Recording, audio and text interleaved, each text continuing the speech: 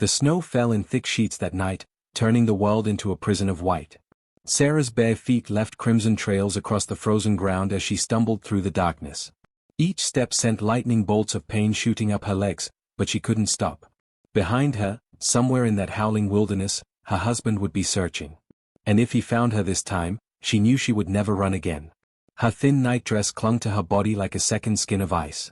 The fabric had torn in 3 places during her escape through the bedroom window, and now the wind cut through those tears like knives. She had grabbed nothing. No coat, no shoes, no supplies. There had been no time. When Marcus passed out drunk on the kitchen floor, she had seen her chance and taken it. Now she was paying the price. The forest seemed endless. Pine trees loomed out of the darkness like skeletal fingers reaching for the sky. Sarah's vision blurred as exhaustion and cold began to claim her mind. She tried to remember why she had chosen this direction, but the thoughts scattered like leaves in a storm. All she knew was that she had to keep moving. Movement meant life. Stopping meant death.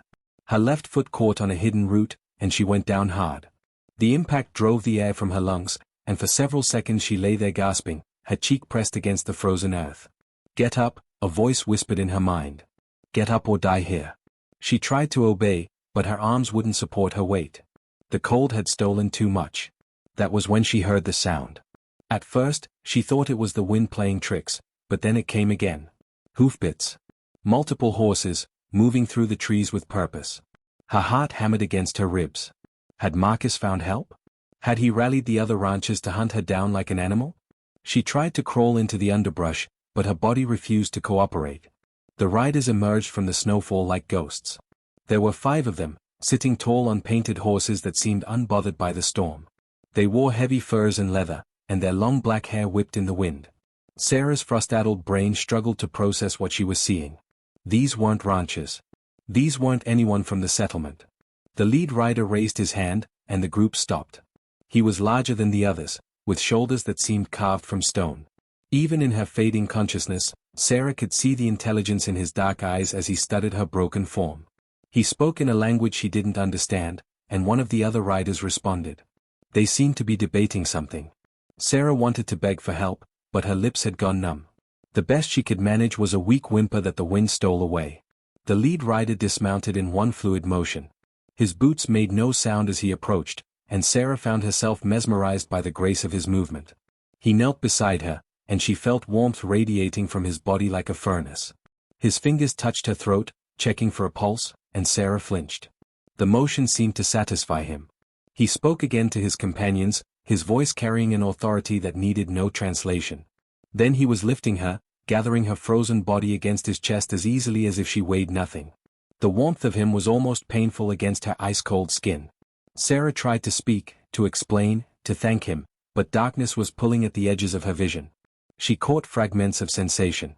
The strong rhythm of the horse beneath her. The steady beat of the man's heart against her ear. The concerned voices of the other riders. Then everything faded to black, and she knew nothing more. When consciousness tried to return, it came in waves. She was aware of heat, blessed heat, soaking into her frozen bones. She was aware of gentle hands working to remove her ruined nightdress. She was aware of soft furs being wrapped around her naked body. And she was aware, most of all, of the chief's voice speaking quietly in the darkness, the words foreign but the tone unmistakable. She was safe now. Whatever came next, she was finally safe. Sarah woke to warmth and the smell of burning sage. Her eyes opened slowly, adjusting to the soft golden light that filtered through walls she couldn't quite identify. The surface beneath her was firm but comfortable, covered in furs so soft they felt like water against her skin. For several confused seconds, she couldn't remember where she was or how she had gotten there. Then it all came flooding back. The escape. The snow. The riders. The chief. She tried to sit up, but her body protested immediately. Every muscle screamed in agony, and her feet felt like they were still on fire despite the warmth surrounding her. A gentle hand pressed against her shoulder, easing her back down. Sarah turned her head to find a woman kneeling beside her, weathered features creased with concern. The woman spoke in that same flowing language Sarah had heard the night before, her tone soothing despite the foreign words. When Sarah didn't respond, the woman switched tactics. She gestured to herself and said clearly, "Winona." Then she pointed at Sarah and raised her eyebrows in question. "Sarah," she managed, her voice cracking from disuse and cold. My name is Sarah. Winona smiled, revealing teeth that were surprisingly white against her tanned skin. She reached for something beyond Sarah's line of sight and returned with a cup made from carved wood. The liquid inside steamed gently, and when Winona lifted Sarah's head to help her drink, the taste was unlike anything she had experienced before. Bitter and sweet at the same time, with an underlying earthiness that seemed to warm her from the inside out. As Sarah drank, she took in her surroundings properly for the first time. She was inside some kind of large tent, its walls made from animal hide stretched over a framework of wooden poles. A fire burned in the center, its smoke rising through an opening at the top. The floor was covered with more furs and woven mats, and various pouches and tools hung from the support poles. Winona set the cup aside and pulled back the furs covering Sarah's legs. What she saw made Sarah gasp. Her feet were wrapped in what looked like moss and leaves, bound in place with soft leather strips. The wrappings were stained with blood and something green that might have been plant matter. Winona examined them carefully, then nodded to herself and began unwrapping the right foot. The pain was immediate and intense. Sarah bit her lip hard enough to taste copper, but she refused to cry out. She had endured worse. Much worse. Winona worked with practiced efficiency, cleaning away the old poultice and examining the damaged skin beneath. 3 of Sarah's toes were black with frostbite, and deep cuts crisscrossed the sole where she had run over rocks and branches. The tent flap opened, and Sarah's breath caught in her throat. The chief entered, his massive frame seeming to fill the entire space. In the daylight filtering through the hide walls, she could see him properly for the first time. He was younger than she had imagined, perhaps 30, with features that could have been carved from granite.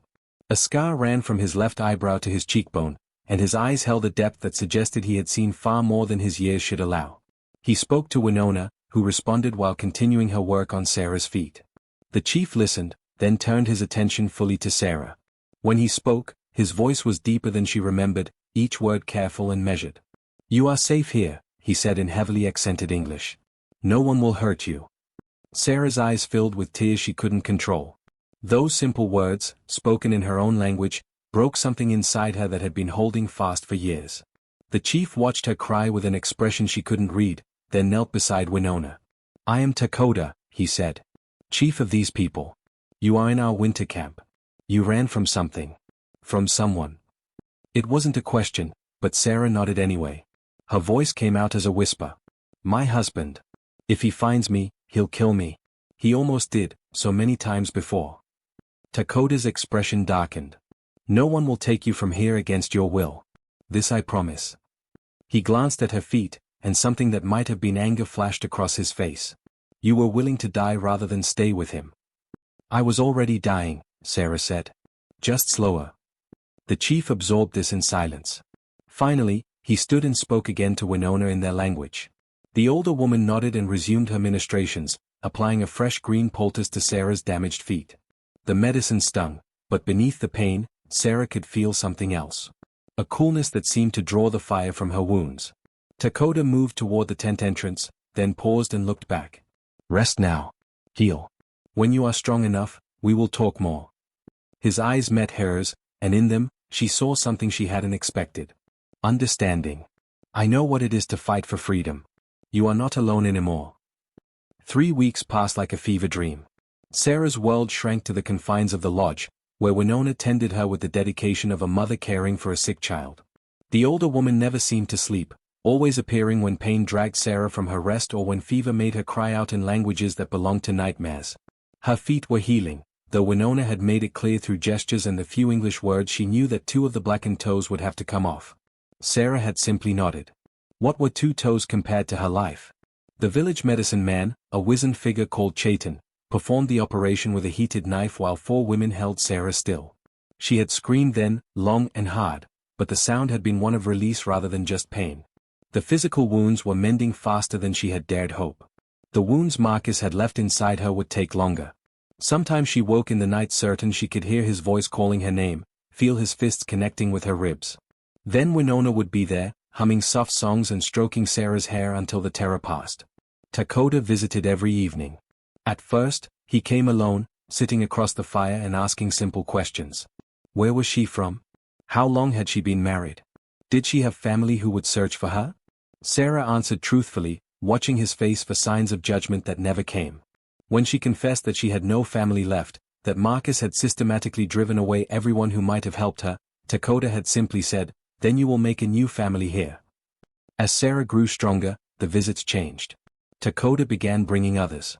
First came his sister, Aita, a woman close to Sarah's age with laughing eyes and quick hands that were never still. Aita spoke almost no English, but she communicated through touch and expression, braiding Sarah's hair in intricate patterns and teaching her the signs for basic words. Then came the children. They arrived in a giggling pack, curious about the white woman who had appeared from nowhere. The smallest, a boy of perhaps 4 named Koana, took an immediate liking to Sarah. He would sit beside her and chatter away in rapid Lakota, completely unconcerned that she couldn't understand a word. His older sister Kimema would translate occasionally, her English surprisingly good. "He says you have hair like sunset," Kimema explained one afternoon. "He wants to know if you can teach him to speak like the white people in the settlements." Sarah had laughed, the sound strange to her own ears. When was the last time she had truly laughed? "I can teach him, if his parents allow it." Kimama's face grew solemn. "We have no parents. The sickness took them last winter. Now we live with our grandmother." She paused, then added with childlike directness, "Chief Dakota says you have no family either. Maybe you can be our aunt." The simple offer had made Sarah's throat tight. She reached out and pulled both children close, feeling their warmth and life. "I would like that very much." On the first day Sarah was strong enough to walk without aid, Winona helped her dress in proper clothing.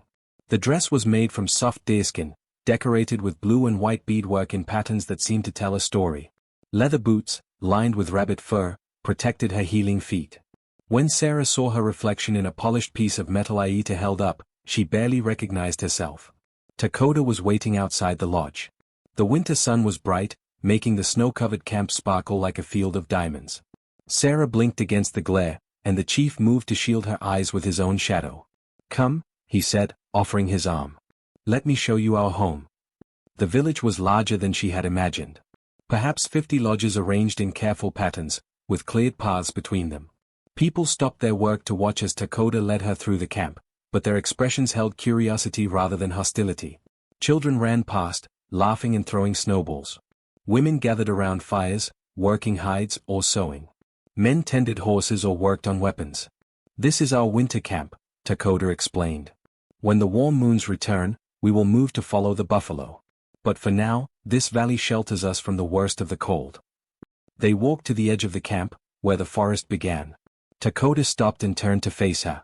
"You are free to leave whenever you wish. I will give you supplies, a horse, whatever you need. But know that you are also free to stay. We judge people by their hearts, not the color of their skin. If you wish to build a life here, you will be welcomed." Sarah looked back at the camp, at the smoke rising from the lodges, at the children playing in the snow.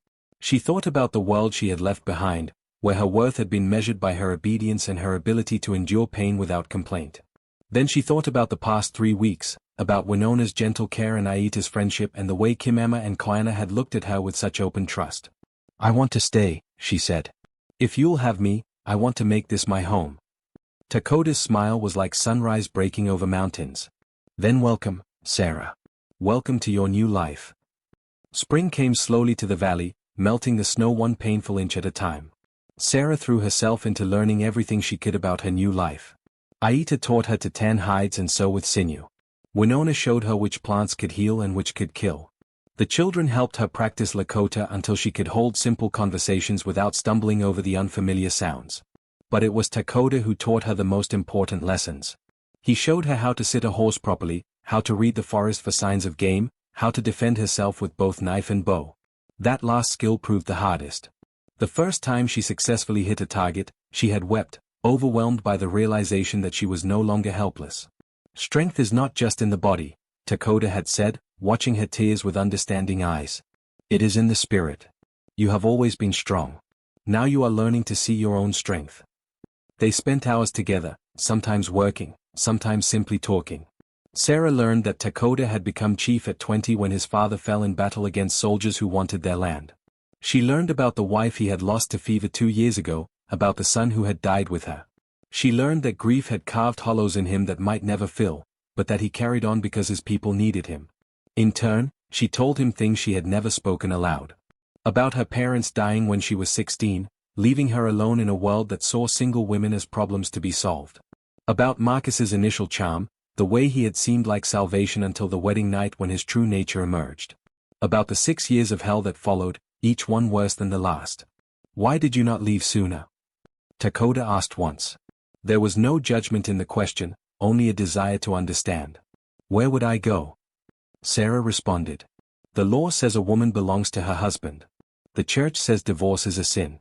Everyone I knew told me it was my duty to submit and endure. After a while, you start to believe them. You start to think maybe you deserve it." Dakota had taken her hand then, his calloused fingers gentle against her scarred knuckles. "You never deserved pain. No one does. Remember this." 6 months after her arrival, Sarah had found a place in the village rhythm. She helped Winona with the sick and injured, her natural compassion making her well-suited to the work. She taught English to the children and learned their stories in return. She even began to laugh again, real laughter that came from deep in her belly. She was grinding corn outside Winona's lodge when the stranger rode into camp. He wore the clothes of a mountain man, all buckskin and grease, with a rifle across his saddle and a knife the length of his forearm on his belt. His beard was matted, his eyes hard and calculating. He spoke to the first warrior he encountered in broken Lakota, gesturing wildly. Sarah's blood turned to ice. She knew, even before the warrior pointed in her direction. She knew with the certainty of prey that has scented a predator on the wind. The stranger turned and looked directly at her. A smile split his weathered face, revealing yellow teeth. He called out in English, "There you are, darling. Your husband's been looking for you, something fierce." Sarah dropped the grinding stone. Her hands were shaking so badly she couldn't make them stop. Around her, people had frozen, sensing the sudden change in the air. Dakota emerged from his lodge, his expression darkening as he assessed the situation. The stranger dismounted and started walking toward Sarah. "Marcus hired me special to track you down. Been following your trail since spring thaw. Gotta say, it wasn't easy. But nothing worth having ever is, right? She goes nowhere." Dakota's voice cut through the camp like a blade. He moved to stand between Sarah and the stranger, and half a dozen warriors appeared from nowhere to flank him. The stranger stopped, his hand drifting toward his knife. "Now hold on there, Chief. This is white man's business. That woman is legally married. Her husband wants her back, and the law says she's his property." "Your law has no power here," Dakota said. "This is our land. Our law. And our law says a woman chooses her own path." "That so?" The stranger's eyes narrowed. "Well, Marcus figured you might say something like that. That's why he's got 20 armed men camped about 5 miles south. You hand over the woman nice and peaceful, we ride out. You don't, and there's gonna be blood." Sarah found her voice, though it came out as a whisper. "You can't let them take me. Please. He'll kill me." Dakota didn't turn, but she saw his shoulders tense. "Go to my lodge," he said quietly. "Stay there until I come for you. But go. Now." Sarah went, her legs shaking so badly she could barely walk. Behind her, she heard Dakota addressing the stranger in a voice that could have frozen the sun. "Tell your Marcus that Sarah has claimed sanctuary with our people. If he wants war over one woman, we will give him war. But he should know that we do not lose." The next 2 days passed in agonizing slowness. Dakota kept Sarah confined to his lodge, with Aita and Winona taking turns standing guard. Outside, she could hear the village preparing for battle. Men cleaned weapons and checked bowstrings. Women packed supplies and readied medicine. Children were sent to the neighboring camps with messages calling for allies. Sarah sat in the darkness and hated herself. All these people, preparing to fight and possibly die, because she had been too weak to kill Marcus herself. She had brought danger to the only place that had ever felt like home. The guilt was crushing. On the third morning, Dakota entered the lodge alone. He looked exhausted, with dark circles under his eyes and tension in every line of his body. He sat down across from Sarah and studied her in silence for a long moment. "Marcus has sent another message," he finally said. "He offers peace. You return to him, and his men leave without violence. No blood, no war." Sarah's stomach dropped. "And if I refuse? Then we fight. Many will die on both sides. Maybe all of us." He paused, letting the weight of those words settle. "The choice is yours. I will support whatever you decide." Sarah closed her eyes. She could see it so clearly. The battle, the bloodshed, the children crying over fallen parents. All because she wanted to be free. What gave her the right to cost so many lives for her own happiness? I should go back, she whispered. It's not worth. Do not finish that sentence. Dakota's voice was sharp. You are worth fighting for. Your life has value. Do not let his poison convince you otherwise. But the children will learn that some things are worth fighting for. That freedom matters. That we protect our own. He leaned forward, forcing her to meet his eyes. I have watched you heal these past months. I have seen you become who you were always meant to be. If you go back to him, that person dies. Maybe not today, but soon. Is that the lesson you want to teach Kimema and Koana? Sarah's tears came hot and fast. I don't want anyone to die for me. Then do not die for them. Dakota reached out and took both her hands. Stay and fight. Not with weapons, but by refusing to surrender. Show them that you choose life. That you choose freedom. That you choose us. The tent flap opened, and Winona entered, followed by Aita, Chaitan, and a dozen others. They arranged themselves in a circle, their faces solemn but determined. Winona spoke first in Lakota, then switched to broken English for Sarah's benefit. You are our daughter now. Our sister. Our friend. We do not abandon family. One by one, the others echoed the sentiment. Young warriors declared they would gladly face Marcus's guns. Elders spoke of honor and justice. Mothers talked about protecting all children, not just their own. By the time they finished, Sarah was sobbing openly. That evening, Dakota stood before the entire village and made an announcement. Marcus would receive his answer at dawn. They would not surrender Sarah. They would not back down. If he wanted war, he would have it. The night that followed was strange and beautiful. Knowing battle might come with the sunrise, the people celebrated what they had. Drums echoed through the valley. Singers raised voices to the stars. Children danced around fires while elders told stories of ancestors who had faced impossible odds and prevailed. Sarah found herself pulled into the center of it all, hands clasping hers, voices raised in her honor. She danced until her feet ached and laughed until her sides hurt. And when Dakota took her hand and led her away from the fires, she followed without question. They climbed to a ridge overlooking the camp. The fires below looked like fallen stars, beautiful and fragile. Whatever happens tomorrow, Dakota said quietly, I want you to know something. You saved me as much as I saved you. I had forgotten what it meant to fight for something beyond duty. You reminded me. Sarah turned to face him, her heart pounding. In the moonlight, his face was all plains and shadows. Dakota, I. He kissed her then, gentle and fierce at the same time. Sarah melted into him, tasting hope and fear and possibility. When they finally pulled apart, both were breathing hard. If we survive tomorrow, he said, I want to build a life with you. Not because you need protection, but because I need you. Your strength, your kindness, your spirit. Will you consider it? Sarah laughed through her tears. Yes. 1,000 times yes. Dawn came too soon. Sarah stood beside Dakota as Marcus and his 20 men rode into view. But they stopped at the tree line, staring at what awaited them. The valley was filled with warriors. Dakota's allies had arrived in the night, 3 neighboring tribes answering his call. Over 200 fighters stood ready. Marcus sat his horse for a long moment. Then, slowly, he turned and rode away.